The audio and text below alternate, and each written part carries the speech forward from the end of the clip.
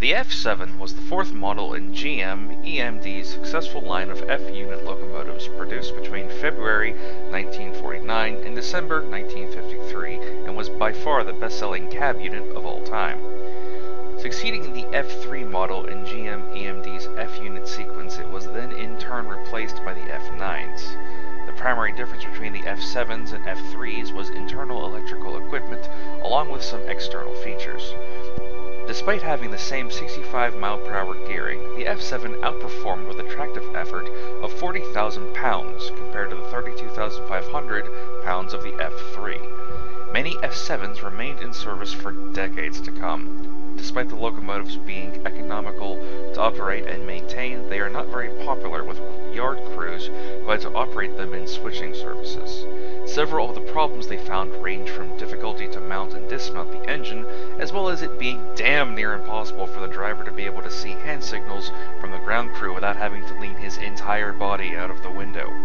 Upon the creation of road switchers, such as the EMD GP7, the F units were moved to entirely handle through freight and unit train services where there was little to no shunting to be done on the line.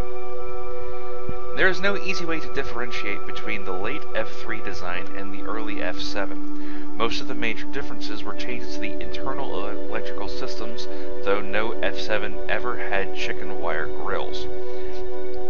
Through the years, a few of these engines were rebuilt into other designs. For instance, several were rebuilt by Mortensen Knudsen into F9 PHs and used primarily in passenger services. Others were rebuilt into the FP10 class and used by Massachusetts Bay Transportation Authority for various services. Santa Fe took 190 of their F7A units and converted them into CF7 hood units back in the 1970s, where only one of the original units exists today. When it comes to preservation, there are several places to find these engines today. For example, the Escanaba and Lake Superior Railroad operates FP7A number 600 as a mainline freight hauler. The Western Pacific Railroad Museum at Portola, California, plays host to the former Western Pacific Railroad F7As 917D and 921D, where they are part of the regular run-a-locomotive program. For those on the eastern sides of the state, the Baltimore and Ohio Railroad Museum houses former Western Maryland Railway F7A number 236 in operating condition. These are only 3 of the many places to locate and observe these locomotives in various conditions. Now let's take a look at how well the game devs did with recreating the engine's class. As usual, the engine's model is damn near spot on with nothing looking out of place. Taking a look at the cab, it is absolutely perfect. It goes to show how simplistic the F7's controls were, that the only thing missing is that phone box.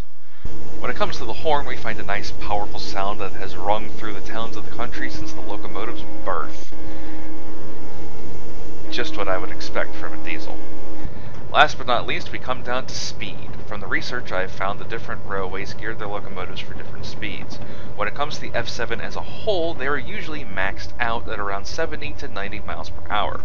As you can see in the simulator, they peak at 97, which isn't too much of a stretch. All in all, if you like the smell of diesel in the morning, the F7 is definitely worthy of being a placeholder in the yard.